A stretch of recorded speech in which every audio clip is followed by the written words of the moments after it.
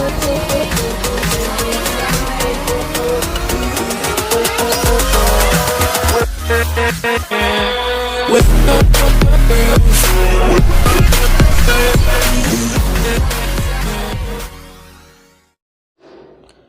दोस्तों, मेरा नाम है मंजीत और आप देख रहे हैं सर्व ज्ञान क्लासेस के यूट्यूब चैनल।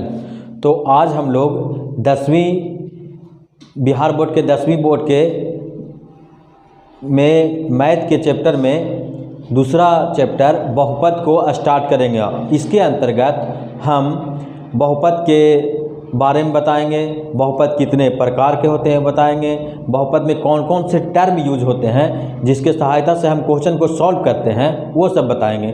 और साथ साथ इसी वीडियो के सीरीज में एनसीईआरटी के उदाहरण सहित सभी चैप्टर को एक एक क्वेश्चन करके सॉल्व कराएंगे। तो सबसे पहले हम जानने की कोशिश करते हैं कि बहुपद कहते किसको हैं। तो बहुपद के बारे में कहते हैं कि ऐसा बीजीय व्यंजक जिसमें चरों का घातांक सदैव पूर्ण संख्या हो। ऐसा बीजीय व्यंजक जिनमें चरों का घातांक पूर्ण संख्या हो। अब पूर्ण संख्या के बारे में तो पहले ही हम लोग पढ़ चुके हैं। क्या होता है पूर्ण संख्या, कहाँ से शुरू होता है? 0, 1, 2, 3, 4 आगे चलता है। तो 0 से शुरू होता है पूर्ण संख्या, यानी कि बहुपद में घातांक जो है 0 हो सकता है। अब हम लोग बहुपद के घातांक में बहुपद के मानक रूप माने बहुपद को लिखते कैसे हैं, मेन रूप कैसे होता है? मेन रूप ये होता है, क्या होता है? a0 x⁴n plus a1 x⁴n-1 a2 x⁴n-2 ऐसी चलते जाएगा और बढ़ते जाएगा। इसका मतलब क्या बोला है कि घातांक, इसमें घातांक क्या है? ये है x⁴n, x का घातांक क्या है? n है। इस पूरा पद का घातांक n है, यहाँ पे n-1 है। क्या बोला है n के बारे में? कि n हमेशा क्या होता है? पूर्ण संख्या होता है। क्या होता है? पूर्ण संख्या होता है। अब पूर्ण संख्या जानते हैं हम क्या होता है? 0, 1, 2, 3 ये सब होता है, यानी कि n के जगह पर 0, 1, 2 आदि रख सकते हैं। अब हम ये देख रहे हैं कि यहाँ n है और यहाँ n-1 है। इसका मतलब जितना भी यहाँ होगा उससे ये इधर कम होगा, यानी कि बहुपद को हमेशा सबसे पहले सबसे बड़ा वाला घातांक वाला पद लिखेंगे, उसके बाद उसके छोटा वाला। यानी कि अगर कोई बहुपद लिखा हुआ है x⁸, x2, x⁴, 1 ये सब लिखा हुआ है, तो इसको ये बहुपद तो है लेकिन सही प्रकार से निरूपित नहीं किया गया है, यानी लिखा नहीं गया है। इसको लिखेंगे कैसे? इसके अनुसार मानक रूप में क्या बोला है कि सबसे पहले सबसे बड़ा वाला घात को लिखेंगे। तो इसमें सबसे बड़ा वाला घात तो पहले है, लेकिन उसके बाद x⁴ है जो इससे छोटा है, तो इसके बाद क्या लिखेंगे? x⁴, इसके बाद x² प्लस 1। ये हुआ निरूपित करने का तरीका कि सबसे पहले सबसे ज़्यादा घात वाले को लिखेंगे, पद को लिखेंगे, उसके बाद उससे कम, उससे कम, उससे कम, इस प्रकार लिखेंगे। अब हम बहुपद के यहाँ आ रहा है एक टर्म घात। तो बहुपद में के घात किसको कहते हैं? तो बहुपद में जो भी पूरा बहुपद के घात उसको क्या बोलते हैं इंग्लिश में? Degree of polynomial. क्या बोलते हैं? Degree of polynomial. ये कैसे पता लगेगा? किसी भी बहुपद के घात को कैसे पता लगाएंगे? क्या करेंगे? देखेंगे हम कि बहुपद के घात के बारे में बोलता है कि किसी बहुपद में उस पद का घातांक उस पूरे बहुपद का घात होता है जो सबसे बड़ा होता है। जैसे ये एक बहुपद है, ये एक बहुपद है, इसमें देखेंगे कि ये पद है, एक पद हुआ, 2 पद हुआ, 3 पद हुआ, 4 पद हुआ 4 पद। इसमें देखेंगे कि सबसे ज़्यादा पद वाला कौन पद है जिसका सबसे ज़्यादा घातांक है। तो इसमें देख रहे हैं कि x⁴ एक पद है, इसमें सबसे ज़्यादा घातांक क्या है? 8। तो इस पूरे बहुपद का ये घात होगा। इसी प्रकार अगर कोई पूछ दे कि x⁴ x⁴ प्लस 1 में इस बहुपद का घातांक क्या होता है, तो इस बहुपद का घातांक क्या होगा?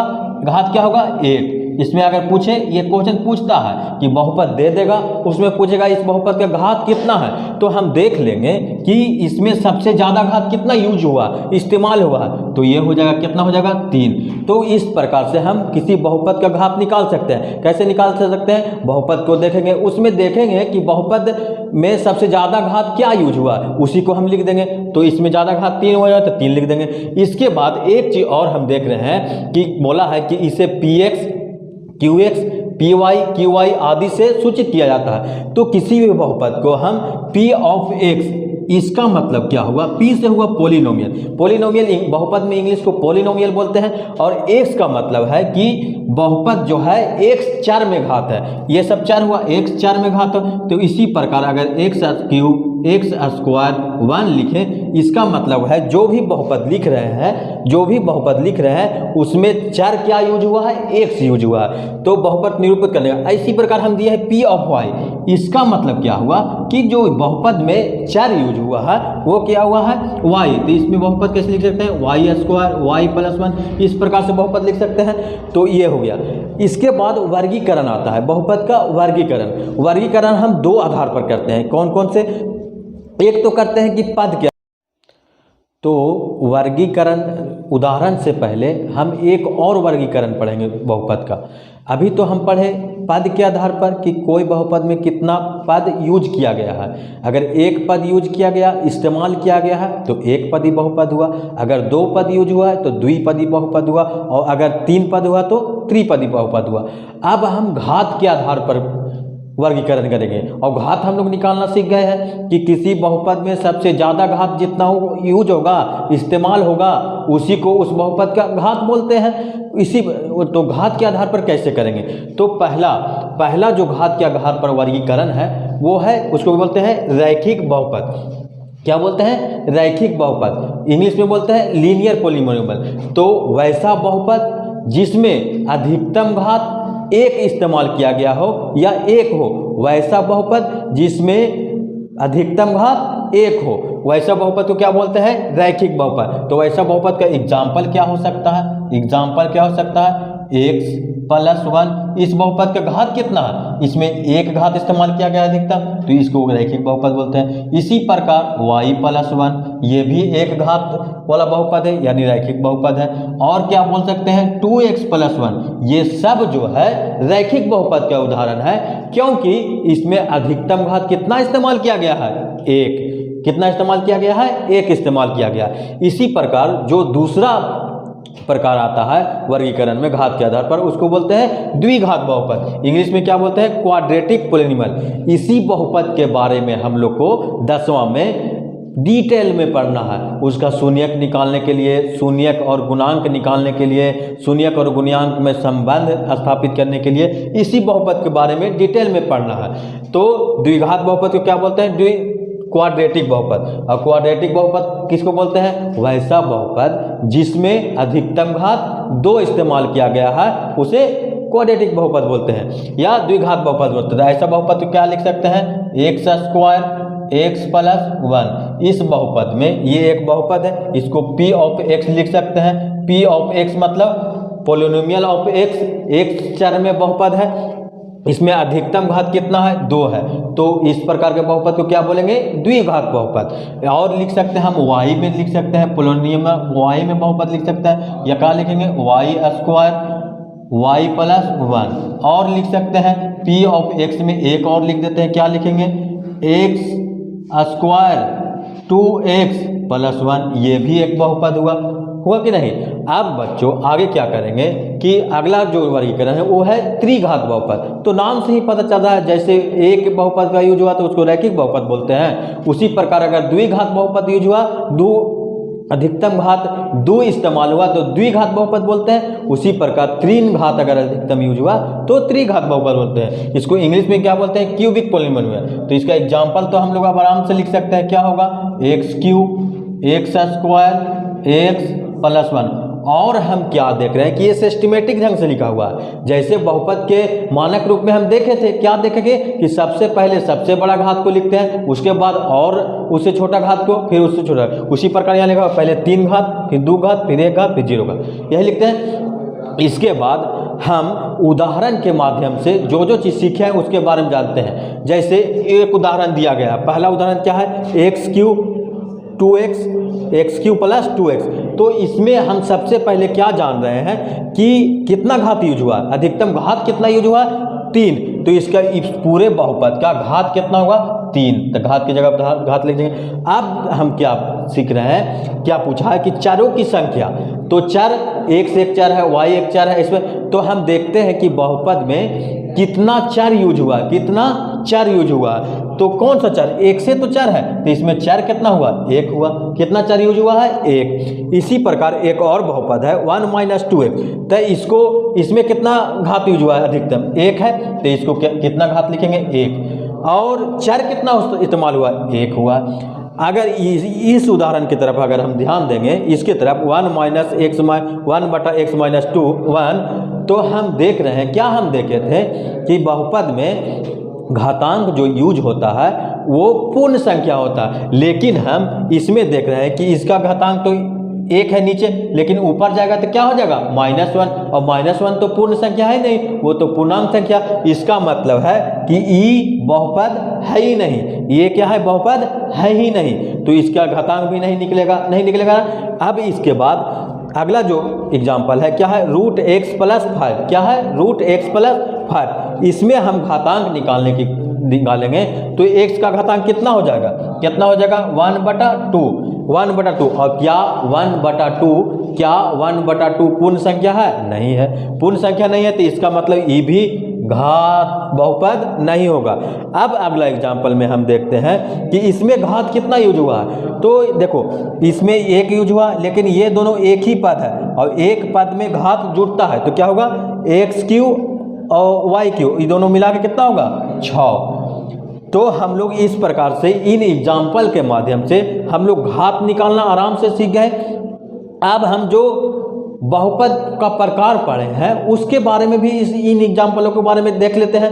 तो पहले जो है x³ + 2x, हम पहले पद के आधार पर जो बहुपद होता था उसके बारे में, ये कितना कौन सा कैसा बहुपद है पद के आधार पर, तो द्विपदी है। एक पद ये हुआ और एक पद ये हुआ, तो इसको क्या बोल देंगे, द्विपदी बहुपद। क्या बोल देंगे, द्विपदी बहुपद। इसको क्या बोल देंगे, द्विपदी बहुपद। अगर हम दूसरा एग्जाम्पल की तरफ चलेंगे तो इसमें कितना पद हुआ, ई भी तो 2 पद हुआ, एक पद और एक 2 पद, तो इसको भी द्विपदी बहुपद बोल देंगे। अच्छा, ये तो बहुपद है ही नहीं, ये भी बहुपद नहीं है। इसको बारे में देखते हैं कि एक पद ये हुआ, एक पद 2 हुआ और एक 3 पद, तो इसको क्या बोल देंगे, त्रिपदी बहुपद। इसको क्या बोल देंगे, त्रिपदी बहुपद। क्या बोल देंगे, त्रिपदी बहुपद, त्रिपदी बहुपद। अब जो हम लोग पढ़े, क्या पढ़े, घात के आधार पर बहुपद। क्या पढ़े, घात के आधार पर जो बहुपद पढ़े उसमें अगर वर्गीकरण करें तो इसमें घात कितना यूज किया गया है, अधिकतम 3, तो इसको क्या बोलेंगे, त्रिघात बहुपद। क्या बोलेंगे, त्रिघात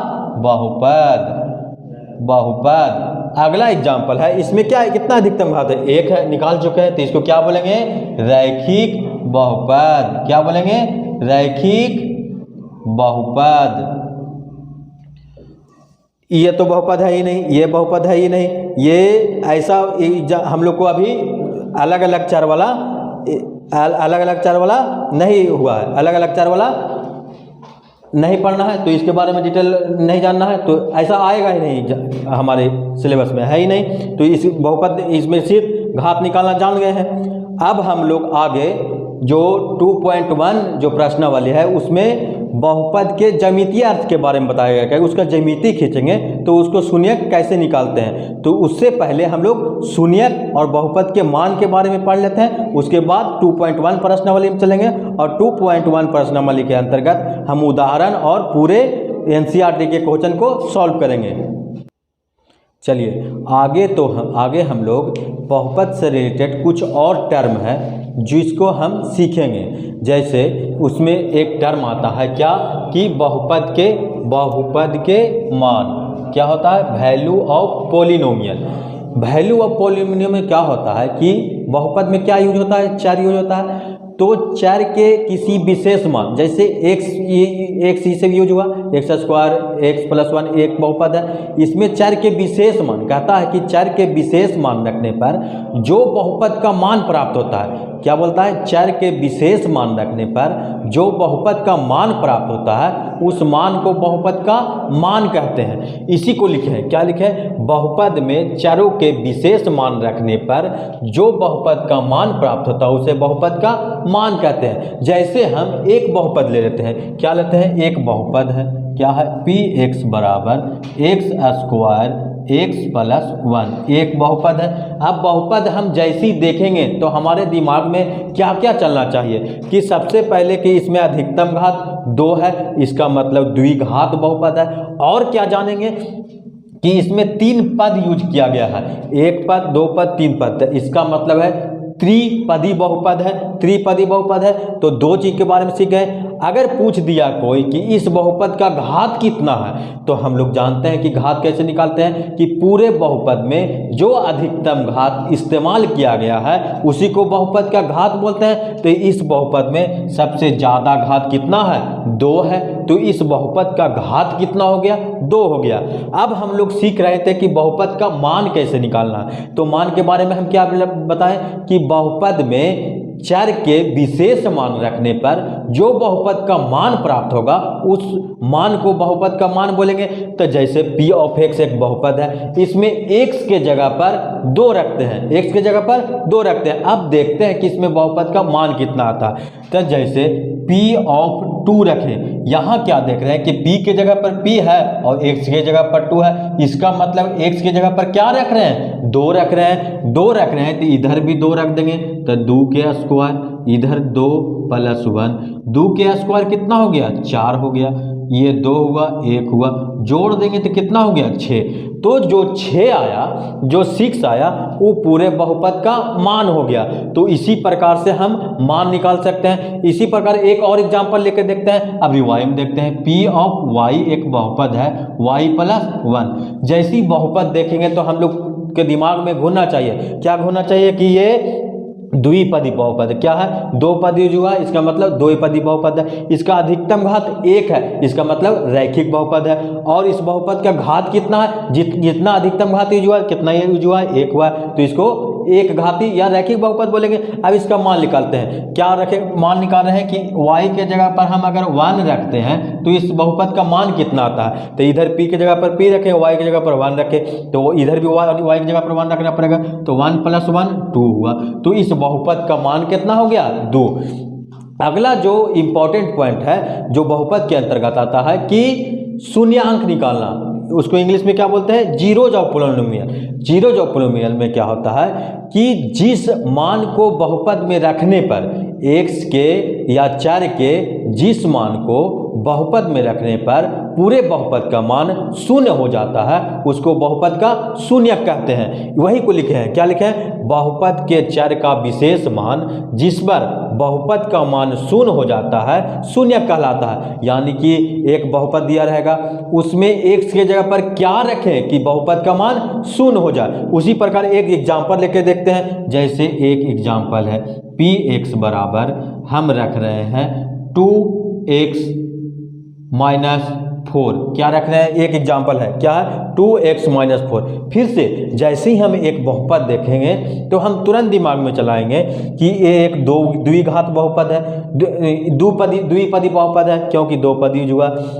फिर क्या कर देखेंगे कि कैसा बहुपद है, घात के आधार पर, तो ये अधिकतम घात 1 यूज हुआ, इसका मतलब रैखिक बहुपद है। और इसका पूरे बहुपद का घात कितना है, तो जितना अधिकतम घात यूज हुआ होगा वही पूरे बहुपद का घात होता है। तो इसमें 1 यूज हुआ तो इसका घात भी 1 हो गया। अब हम लोग निकाल क्या रहे थे कि इसका शून्यांक कैसे निकालेंगे या शून्यक क्या होगा। तो शून्यक का क्या होता है परिभाषा या डेफिनेशन कि जिस x के मान, x का वह मान जिस पर बहुपद का मान 0 हो जाता है वह शून्यांक कहलाता है। तो इसमें हम देखते हैं कि क्या रखेंगे कि 0 हो जाएगा। तो हम देख रहे हैं कि अगर x बराबर 2 रख दें, क्या रख दें, x बराबर 2 रख देंगे, तो इधर भी 2 रखते हैं, x गुना 2 माइनस 4, यानी कि 4 माइनस 4 0 हो गया कि नहीं। यानी कि x बराबर 2 रखने पर बहुपद का मान 0 हो गया। यानी कि इस बहुपद का शून्यक क्या हुआ, इस बहुपद का शून्यक क्या हुआ, 2 हुआ। क्या हुआ? 2 हुआ, 2 हुआ। अब शून्यक के बारे में और क्या जानते हैं कि अगर रैखिक बहुपद होगा तो उस बहुपद का शून्यांक 1 आएगा। अगर द्विघात बहुपद हुआ तो उस बहुपद का शून्यांक 2 आएगा। जैसे 2 मतलब 2 संख्या नहीं, 2 चीज, 2 आया, 4 आया, 2 बार आएगा, 2 संख्या आएगा। तो आगे हम लोग अब 2.1 प्रश्नावली में चलेंगे, जिसमें बहुपद के ज्यामितीय अर्थ के बारे में बताया गया है। तो ज्यामिति मतलब ग्राफ दे देगा, उसमें पूछेगा कि बहुपद का शून्यांक क्या आया और कितना शून्यांक आया, शून्यांक क्या आया और कितना शून्यांक। तो आगे हम लोग वही पढ़ेंगे। तब अगर एक वीडियो होगा इसी प्रकार से बहुपद का सीरीज आएगा, एक वीडियो ये हुआ, अगर ये और आगे सीरीज चलते जाएगा 2.1 2.2 प्रश्नावली करके सॉल्व कराते जाएंगे। तो अगर ये वीडियो आपको पसंद आया है तो बेल आइकन को दबाएं, अपने दोस्तों के पास शेयर करें, और इसमें अगर कोई प्रॉब्लम दिख रहा है तो अपने कमेंट जरूर करें। धन्यवाद।